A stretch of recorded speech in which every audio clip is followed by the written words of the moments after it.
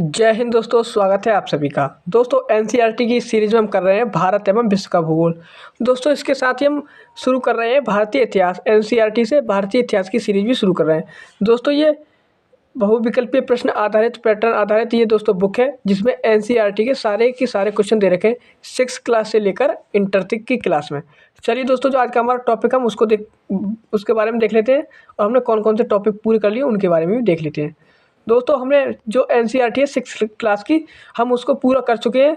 अभी उसमें पुरानी एनसीईआरटी रह गई, जिसके भाग है हम देश और उनके भाग, निवासी भाग, वन, इसको आज पूरा करेंगे। जिसमें दोस्तों आज हम अफ्रीका को लेंगे, अफ्रीका कॉन्टिनेंट को लेंगे और इसको पूरा करेंगे। उसके बाद हम दक्षिण अमेरिका को लेंगे, फिर ऑस्ट्रेलिया को, फिर अंटार्कटिका को लेंगे। तो चलिए दोस्तों शुरू करते हैं। आज का जो टॉपिक है अफ्रीका महाद्वीप, इसको हम शुरू करते हैं। दोस्तों ये देश और उनके निवासी भाग वन, जिसमें जो हमारा टॉपिक है वो अफ्रीका महाद्वीप, हम इसको आज पूरा करने वाले हैं। जिसमें लगभग जितने भी प्रश्न बनेंगे हम उसको पूरा कर लेंगे। दोस्तों क्लास को आप लास्ट तक देखना। क्लास शुरू करने से पहले दोस्तों अगर आप चैनल पर नए हैं तो इसको सब्सक्राइब कर लेना, जिससे आपको आने वाली वीडियो की नोटिफिकेशन सबसे पहले मिलता रहे। चलिए दोस्तों शुरू करते हैं आज की क्लास को। इसको थोड़ा बड़ा कर लेते हैं दोस्तों, या आपको देखने में थोड़ी परेशानी होगी तो इसे थोड़ा बड़ा कर लेते हैं। चलिए दोस्तों देखते हैं पहला प्रश्न है, अफ्रीका महाद्वीप यूरोप से किन स्थलाकृतियों संरचनाओं के द्वारा अलग होता है।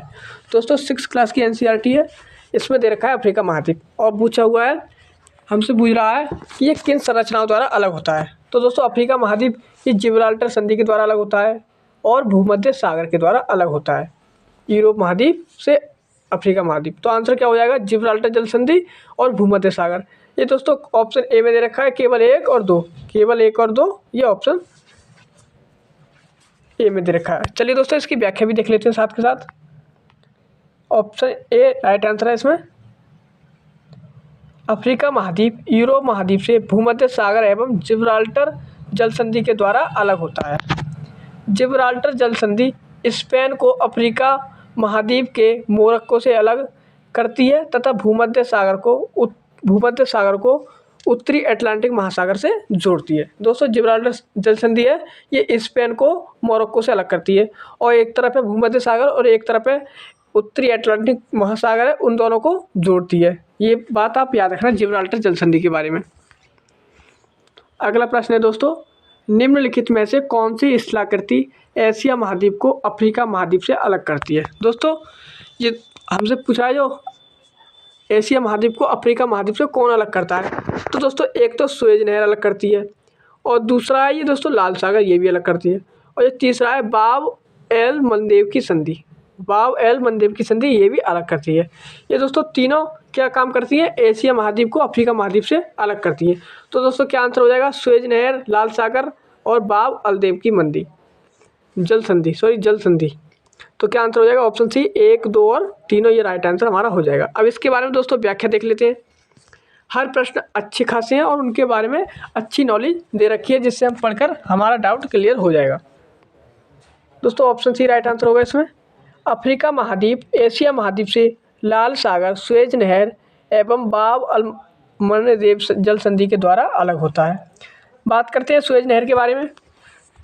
लाल सागर को भूमध्य सागर से जोड़ती है तथा अरब के सिनाई प्रायद्वीप को अफ्रीका महाद्वीप से अलग करती है। सुएज नहर के उत्तरी छोर पर पोर्ट सईद तथा दक्षिणी छोर पर पोर्ट सुएज अवस्थित है।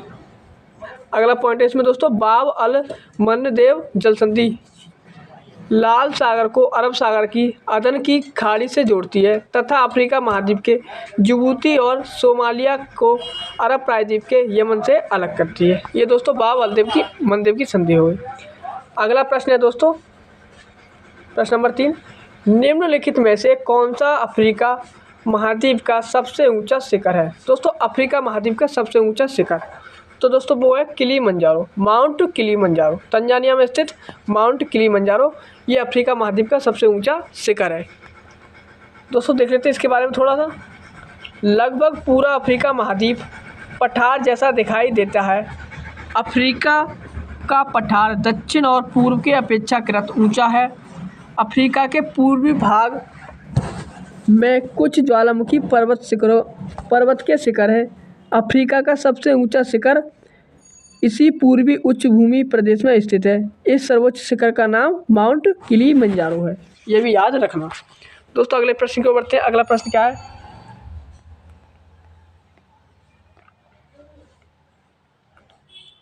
अगला प्रश्न है दोस्तों, अफ्रीका महाद्वीप के किस भाग में एटलस पर्वत का विस्तार है? दोस्तों एटलस पर्वत का विस्तार ये किस महाद्वीप में है? तो दोस्तों एटलस पर्वत का विस्तार उत्तर पश्चिमी भाग में है। ये इधर उत्तर पश्चिमी भाग दे रखा है अफ्रीका का, ये इधर स्थित है एटलस पर्वत। दोस्तों इसकी व्याख्या कर लेते हैं एटलस पर्वत की। अफ्रीका में 2 छोटी पर्वत श्रेणियां हैं। इसके उत्तर पश्चिमी भाग में एटलस पर्वत फैले हुए हैं। दूसरी पर्वत श्रेणी इस महाद्वीप के दक्षिण पूर्वी तट के साथ साथ है। इस ड्रेकेंसबर्ग पर्वत कहते हैं। इसे क्या कहते हैं? ड्रेकेंसबर्ग पर्वत कहते हैं, जो दोस्तों दक्षिण पूर्व में है, दक्षिण अफ्रीका के पास है, दक्षिण पूर्वी तट के साथ है। इसे हम ड्रेकेंसबर्ग की पहाड़ी कहते हैं। एटलस पर्वत अफ्रीका का नवीनतम मोड़दार पर्वत है तथा इस पर्वत का विस्तार मोरक्को, अल्जीरिया और ट्यूनीशिया में है। माउंट टॉबकल एटलस पर्वत की सबसे ऊंची चोटी है। माउंट टॉबकल, टॉबकल क्या है दोस्तों? ये एटलस पर्वत की सबसे ऊंची चोटी है। अगला प्रश्न है दोस्तों, महान भ्रंशन घाटियाँ किस महाद्वीप में विशेषता भौतिक लक्षण है? महान भूभ्रंशन घाटियाँ, सॉरी यहाँ पर दे रखा है महान भूभ्रंशन घाटियाँ किस महाद्वीप के विशेष भौतिक लक्षण है? दोस्तों किस महाद्वीप के ये विशेष भौतिक लक्षण है? तो ये है अफ्रीका महाद्वीप की। अफ्रीका महाद्वीप में बहुत सारी घाटियाँ हैं जो भ्रंशन है, भूभ्रंशन की हैं। इसकी व्याख्या देख लेते हैं भूभ्रंशन के बारे में। अफ्रीका महाद्वीप का एक विशेष भौतिक लक्षण यहाँ की महान भूभ्रंशन घाटी है। भूभ्रंशन घाटियाँ धरातल में दरार या भ्रंशन पड़ने से बनी लंबी और गहरी घाटियाँ हैं। इसके दोनों किनारे दीवारों की तरह सीधे खड़े ढाल वाले होते हैं। अफ्रीका में ऐसी भूभ्रंशन घाटियों की एक लंबी श्रृंखला है। यह मलावी झील के दक्षिण से उत्तर में लाल सागर, सुएज नहर की खाड़ी से होते हुए मृत सागर तक चली गई है, इसलिए इसे महान भूभ्रंशन घाटी कहते हैं। अगला प्रश्न है दोस्तों, निम्नलिखित में से किस झील से नील नदी निकलती है? दोस्तों नील नदी ये किस झील से निकलती है? ये निकलती है ग्रेट विक्टोरिया झील से। विक्टोरिया झील से नील नदी का उद्गम होता है। ऑप्शन सी राइट आंसर यहाँ पर हो जाएगा। नील नदी विक्टोरिया झील से निकलती है। नील नदी संसार की सबसे लंबी नदी है। यह विषुवत वृत्त के निकट के भारी वर्षा वाले क्षेत्र से निकलकर उत्तर की ओर बहती है। दोस्तों ये उत्तर की ओर बहती है इस तरीक़ा से। अगला प्रश्न है दोस्तों, प्रश्न नंबर 7, नीचे दिए गए किस सागर में नील नदी के द्वारा डेल्टा का निर्माण किया जाता है? दोस्तों नील नदी का डेल्टा ये दोस्तों किस सागर में करती है? तो नील नदी करती है भूमध्य सागर में जाकर गिरती है, यहाँ पर अपना डेल्टा का निर्माण करती है। नील नदी सहारा रेगिस्तान की बहुत लंबी यात्रा करती हुई भूमध्य सागर में विशाल डेल्टा का निर्माण करती है। मिस्र की प्राचीन सभ्यता का विकास नील नदी में हुआ है। श्वेत नील एवं नील नदी इसकी प्रमुख सहायक नदियां हैं। दोस्तों नील नदी का वरदान किसे कहते हैं? आपको ये प्रश्न का आंसर कमेंट बॉक्स में बताना है। नील नदी का वरदान किसे कहा जाता है? अगला प्रश्न है, विक्टोरिया झील के संदर्भ में नीचे दिए गए कथनों पर विचार कीजिए। विक्टोरिया झील अफ्रीका की सबसे बड़ी झील है। दोस्तों ये एकदम राइट है। ये तो हमें ये सबसे पहले प्रश्न पता होगा कि विक्टोरिया झील अफ्रीका महाद्वीप की सबसे बड़ी झील है। दूसरा है, विक्टोरिया झील के ऊपर से विषुवत रेखा गुजरती है। दोस्तों ये भी सही है। विक्टोरिया झील से विषुवत रेखा गुजरती है। विक्टोरिया झील से ही विषुवत रेखा गुजरती है। तो क्या आंसर पूछा हुआ है? कौन सा इसमें सत्य है? पहला भी सत्य, दूसरा भी सत्य। तो आंसर क्या होगा? ऑप्शन सी 1 और 2 दोनों सही है। अब विक्टोरिया झील के बारे में देख लेते हैं दोस्तों। उपयुक्त दोनों कथन सत्य हैं। अफ्रीका के उच्च भूमि प्रदेश में बहुत सी घाटियां पानी से भरी हैं, जिन्हें झील कहते हैं। इस कारण यहाँ अनेक बड़ी झीलें हैं, जिनमें से एक विक्टोरिया झील है। विक्टोरिया झील तंजानिया, युगांडा और केन्या की सीमा पर स्थित है। अफ्रीका की सबसे बड़ी झील है। अफ्रीका की सबसे बड़ी झील विक्टोरिया है। इस झील के ऊपर से विषुवत रेखा गुजरती है, विषुवत रेखा या फिर भूमध्य रेखा गुजरती है तथा यह विश्व में मीठे पानी की दूसरी सबसे बड़ी झील है। पहली सुपीरियर झील है नील नदी इसी झील से निकलती है। नील नदी का उद्गम विक्टोरिया झील से होता है। अगला प्रश्न है, नीचे दिए गए किस नदी पर विक्टोरिया जलप्रपात अवस्थित है? दोस्तों विक्टोरिया जलप्रपात ये दोस्तों जाम्बेजी नदी पर स्थित है। जाम्बेजी नदी पर विक्टोरिया जलप्रपात स्थित है। अगला प्रश्न है, जाम्बेजी नदी विक्टोरिया जलप्रपात का निर्माण करती है। यह जलप्रपात उत्तर अमेरिका के प्रसिद्ध नियाग्रा जलप्रपात से भी ऊंचा और चौड़ा है। इस प्रपात का स्थायी भाषा में रखे गए मूल नाम का अर्थ है धुआं जो गरजता है। इस प्रपात की चौड़ाई 2 किलोमीटर से अधिक है। अगला प्रश्न है दोस्तों, विश्व का सबसे बड़ा मरुस्थल कौन सा है? विश्व का सबसे बड़ा मरुस्थल ये तो आप सभी को पता है, सहारा मरुस्थल है। सहारा मरुस्थल। थार मरुस्थल ये दोस्तों भारत में पाया जाता है। थार।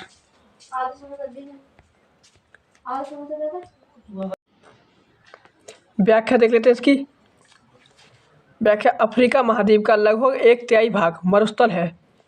सहारा संसार का सबसे बड़ा मरुस्थल है। यह उत्तरी अफ्रीका में फैला है। दक्षिण अफ्रीका में कालाहारी दूसरा प्रमुख मरुस्थल है। दक्षिण अफ्रीका में भी दूसरा मरुस्थल है, वो कालाहारी। अगला प्रश्न है दोस्तों, कथन एवं कारण से संबंधित। कथन एवं कारण से संबंधित सावधानी पूर्वक विचार कीजिए। पहला है दोस्तों, अफ्रीका में नील और जायरे को छोड़कर दूसरी नदियां नाव या स्टीमर चलाने के योग्य नहीं है। दोस्तों ये वाला कथन तो सही है। क्यों सही है? दोस्तों नील नदी है और जायरे नदी है, इनमें दोस्तों जो नाव है या स्टीमर है ये दोस्तों चलाने योग्य है। बाकी नदियाँ चलाने योग्य नहीं है। अब ये क्यों नहीं है? ये इसलिए नहीं है क्योंकि बाकी नदियाँ ऊबड़ खाबड़ है, पठारी भागों में बहती हैं, तो इन पर जलप्रपात ऊबड़ खाबड़ नदी है, इसलिए नहीं है ये। दूसरा कारण क्या है इसका? आर, नील और जायरे नदियों के अलावा अफ्रीका की अन्य नदियों में पानी की मात्रा बहुत कम है। तो दोस्तों ये वाला कारण गलत है। क्यों? पानी की मात्रा बहुत कम है ये तो नहीं है दोस्तों, पानी तो ठीक ठाक है, पर वे नदियाँ ऊबड़ खाबड़ हैं जिन पर नावों का विचलन नहीं हो सकता। यहाँ पर दोस्तों वाटरफॉल अधिक है तो इसलिए नहीं हो सकता। दोस्तों पहला सही है कथन ए, कारण आर गलत है। तो आंसर क्या हो जाएगा? आंसर हो जाएगा ऑप्शन सी। ए सही है, आर गलत है। ऑप्शन सी राइट आंसर हो जाएगा। दोस्तों इसकी व्याख्या देख लेते हैं। उत्तर सी है। व्याख्या है, नील और जायरे को छोड़कर अफ्रीका की दूसरी नदियां नाव या स्टीमर चलाने के योग्य नहीं है।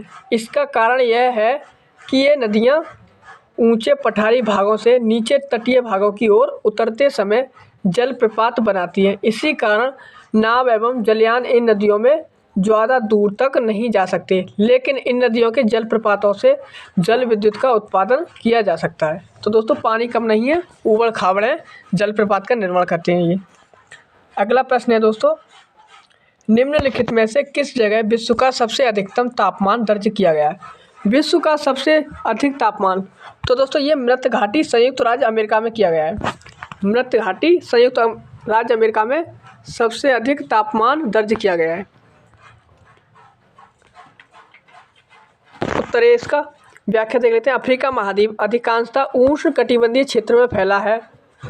यहाँ लगभग साल भर बहुत ऊंचा तापमान रहता है। विश्व में सबसे ऊंचा तापमान कैलिफोर्निया की डेथ वैली मृत घाटी में दर्ज किया गया है, जिसे संसार का सबसे गर्म स्थल के रूप में प्रमाणित किया गया है। हालांकि एनसीईआरटी में लीबिया के अल्जीरिया नामक स्थान को सर्वाधिक गर्म माना गया है। एनसीईआरटी में अल्जीरिया नामक स्थान को सर्वाधिक गर्म माना गया है, इस बात को भी याद रखना।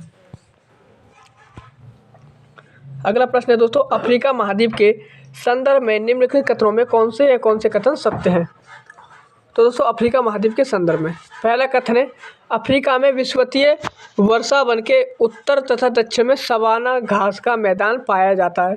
दोस्तों ये तो सही है। क्यों? दोस्तों अफ्रीका महाद्वीप से तीनों रेखाएं गुजरती हैं, यानी कि विषुवत रेखा, कर्क रेखा और मकर रेखा। तो विषुवत रेखा के उत्तर में दोस्तों कर्क रेखा है और दक्षिण में मकर रेखा है।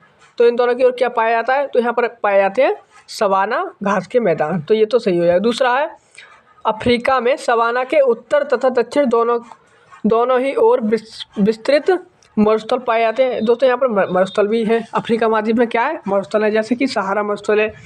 और दोस्तों नीचे मरुस्थल है।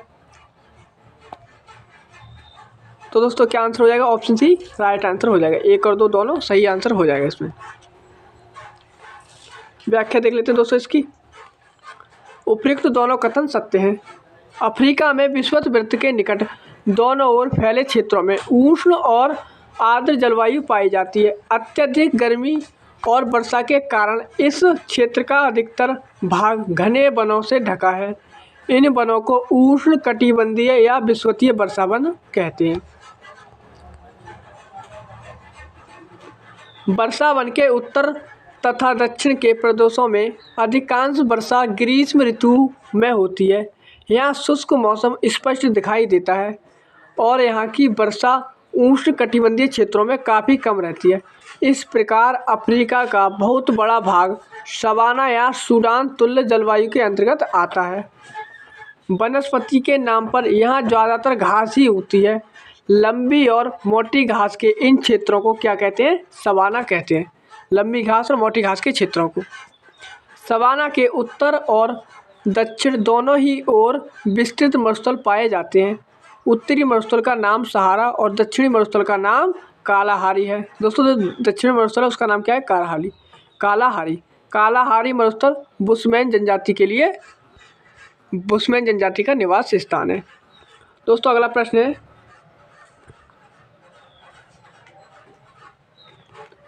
अफ्रीका महाद्वीप में भूमध्य सागरीय जलवायु कहाँ पाई जाती है? अफ्रीका महाद्वीप में भूमध्य सागरीय जलवायु ये दोस्तों कहाँ पर पाई जाती है? तो ये पाई जाती है उत्तर तटीय प्रदेशों में और दक्षिण तटीय प्रदेशों में। उत्तर तटीय प्रदेशों में और दक्षिण तटीय प्रदेशों में पाई जाती है। तो दोस्तों इसमें आंसर क्या होगा? 1 और 3 ऑप्शन सी राइट आंसर हो जाएगा। चलिए दोस्तों भूमध्य सागरीय जलवायु के बारे में देख लेते हैं व्याख्या में। अफ्रीका के उत्तरी और दक्षिणी तटीय प्रदेशों में भूमध्य सागरीय जलवायु पाई जाती है। भूमध्य सागरीय जलवायु प्रदेशों में वर्षा शीत ऋतु में होती है तथा ग्रीष्म ऋतु शुष्क रहती है। इन प्रदेशों में शीत ऋतु ना ज़्यादा ठंडी होती है और ना ही ग्रीष्म ऋतु ज़्यादा गर्म होती है। इस प्रकार की जलवायु रसदार फलों की खेती के लिए सबसे उपयुक्त है। दोस्तों अगला प्रश्न है, निम्नलिखित में से कौन सी नदी मकर रेखा को 2 बार काटती है? दोस्तों मकर रेखा को नदी 2 बार काटती है तो उसका नाम है लिम्पोपो नदी मकर रेखा को 2 बार काटती है। आंसर ऑप्शन ए राइट होगा, लिम्पोपो नदी मकर रेखा को 2 बार काटती है। लिम्पोपो नदी दक्षिण अफ्रीका, बोत्सवाना तथा दक्षिण अफ्रीका, जिम्बाब्वे की सीमा बनाते हुए मपूतो डेलागुआ की खाड़ी में गिरती है। मकर रेखा को 2 बार काटती है लिम्पोपो नदी, इस बात को याद रखना। दोस्तों अगला प्रश्न है,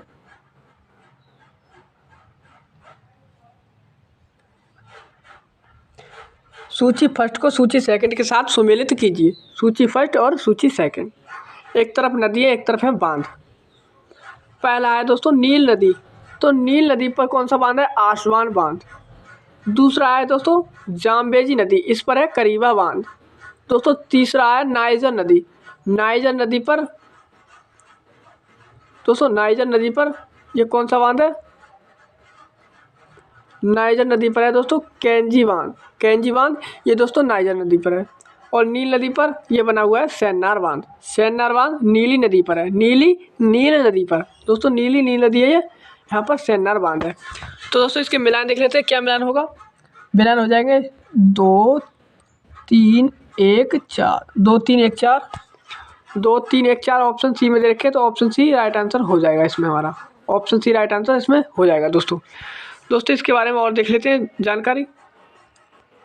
जाम्बेजी नदी पर करीबा बांध का निर्माण किया गया है तथा जिम्बाब्वे और जाम्बिया की सीमा पर अवस्थित करीबा झील इसी बांध का एक जलाशय है। दोस्तों जाम्बेजी नदी पर करीबा बांध का निर्माण है और करीबा बांध से ही करीबा झील का निर्माण हुआ है। करीबा झील का निर्माण करीबा बांध से ही हुआ है, इस बात को याद रखना। नील नदी विश्व की सबसे लंबी नदी है इस पर आसवान बांध का निर्माण किया गया है। मिस्र और सूडान की सीमा पर अवस्थित नासिर झील आसवान बांध का जलाशय है। याद रखना दोस्तों, आसवान बांध से दोस्तों नासिर झील का निर्माण हुआ है। आसवान बांध से नासिर झील का निर्माण हुआ है।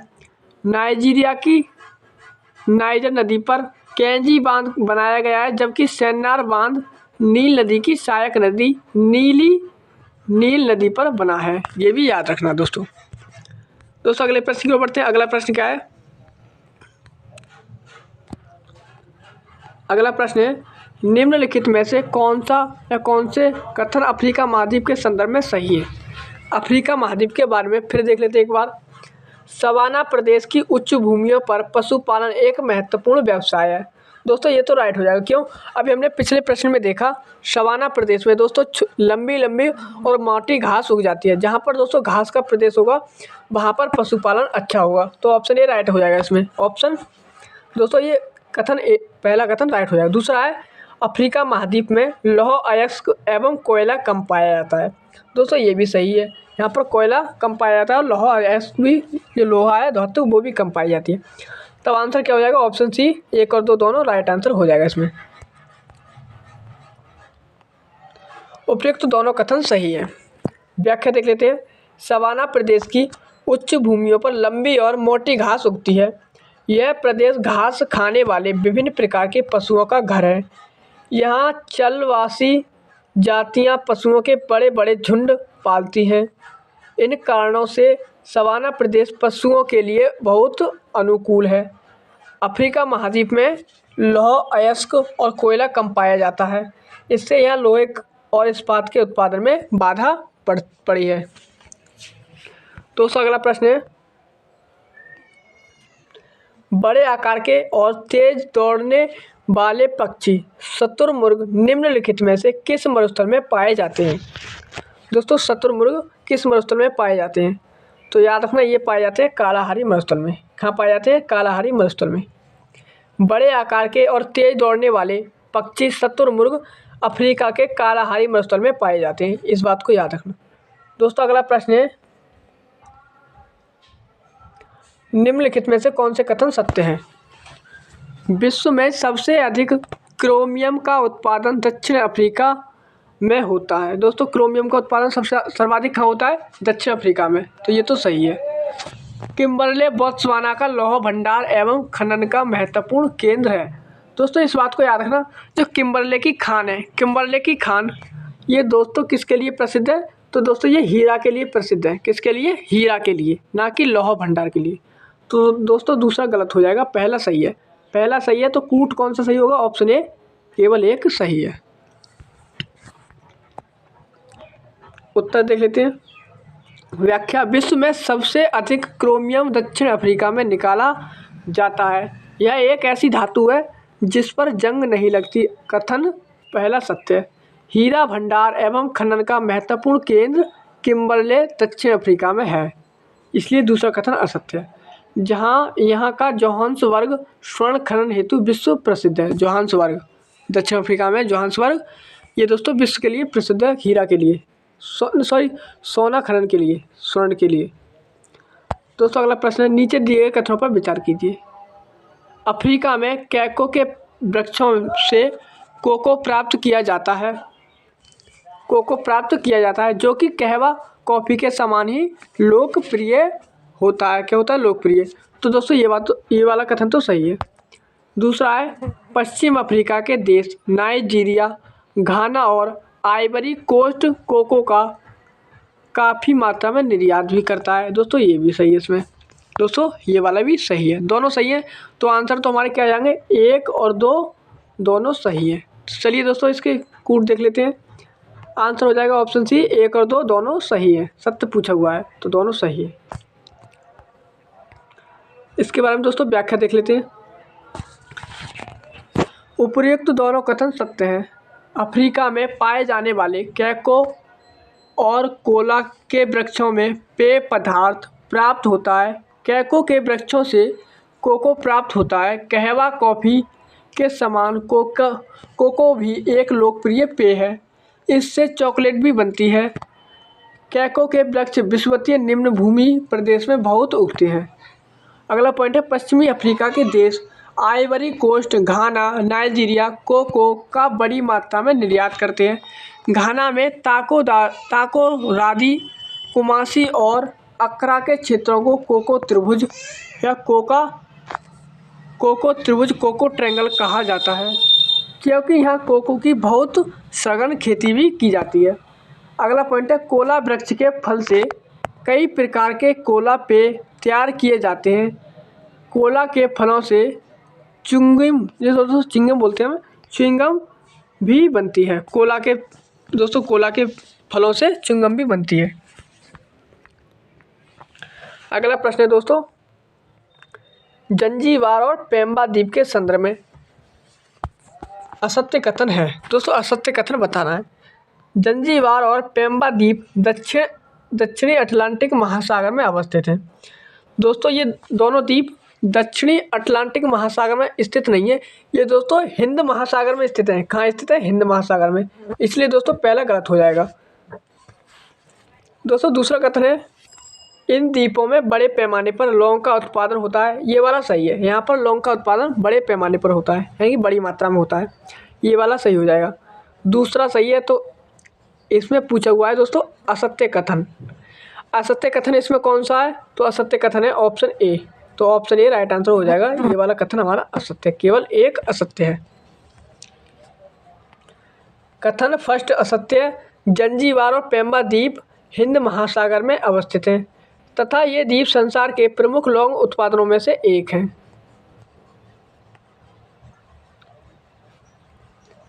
अगला प्रश्न है अफ्रीका महाद्वीप में कौन सी भाषा ज़्यादातर लोगों के द्वारा बोली जाती है एवं समझी जाती है? कौन सी भाषा दोस्तों ज़्यादातर लोगों के द्वारा बोली जाती है, समझी जाती है? तो दोस्तों वो भाषा है अफ्रीका महाद्वीप की स्वाली भाषा सर्वाधिक लोगों के द्वारा बोली जाती है। व्याख्या देख लेते हैं इसकी। हमारे देश की भांति यहाँ भी कई 100 भाषाएं बोली जाती हैं अतः एक दूसरे से बातचीत करने में बहुत मुश्किल होती है।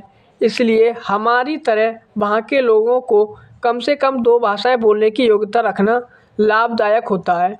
इनमें से एक स्थायी भाषा होती है जिससे वे अपने प्रजाति या गांव के लोगों से बातचीत कर सकें तथा इसके अतिरिक्त वे फ्रांसीसी, अंग्रेजी, इतालवी, अरबी, स्वाली भाषाओं में से एक सीखते हैं। यहाँ स्वाली भाषा को बोलने एवं समझने वाले अनेक लोग हैं। अगला प्रश्न है दोस्तों, सर्वात्मवाद धर्म को मानने वाले लोग मुख्यतः किस महाद्वीप में निवास करते हैं? सर्वात्मवाद धर्म को मानने वाले लोग दोस्तों ये पाए जाते हैं अफ्रीका महाद्वीप में। कहाँ पाए जाते हैं? अफ्रीका में। अफ्रीका में अनेक धर्मों को मानने वाले लोग हैं। इनमें मुसलमान, ईसाई और सर्वात्मवादी हैं। सर्वात्मवाद कई जनजातियों का धर्म है। यह प्रकृति प्रेम और आदर पर आधारित है। दोस्तों अगले प्रश्न की ओर बढ़ते हैं। अगला प्रश्न क्या है?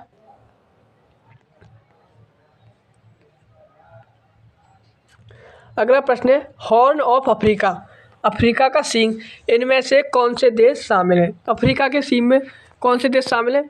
तो दोस्तों इसमें सोमालिया भी शामिल है, इरिट्रिया भी शामिल है, जिबूती भी शामिल है, इथियोपिया भी शामिल है। ये चारों देश इसमें शामिल हैं।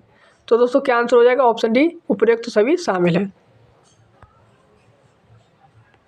ऑप्शन डी सही है। अफ्रीका का सींग पूर्वी अफ्रीका का एक प्रायद्वीप है जो अरब सागर और अदन की खाड़ी के दक्षिणी किनारे पर स्थित है।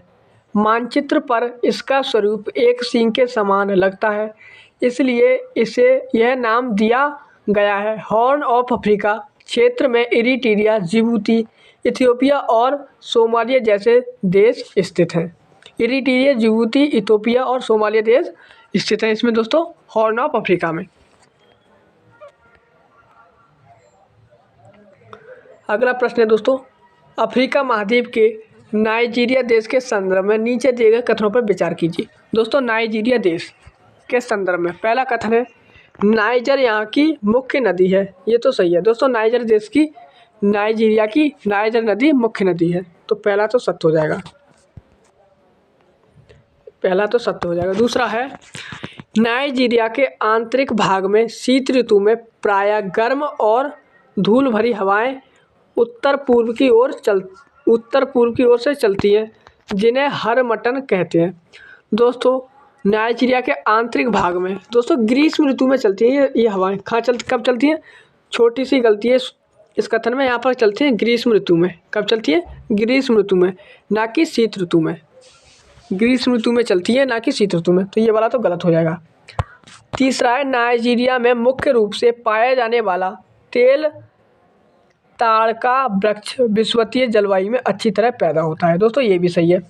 तीसरा सही है, पहला सही है। तो क्या आंसर हो जाएगा? आंसर हो जाएगा केवल 1 और 3 सही है। ऑप्शन सी राइट आंसर हो जाएगा।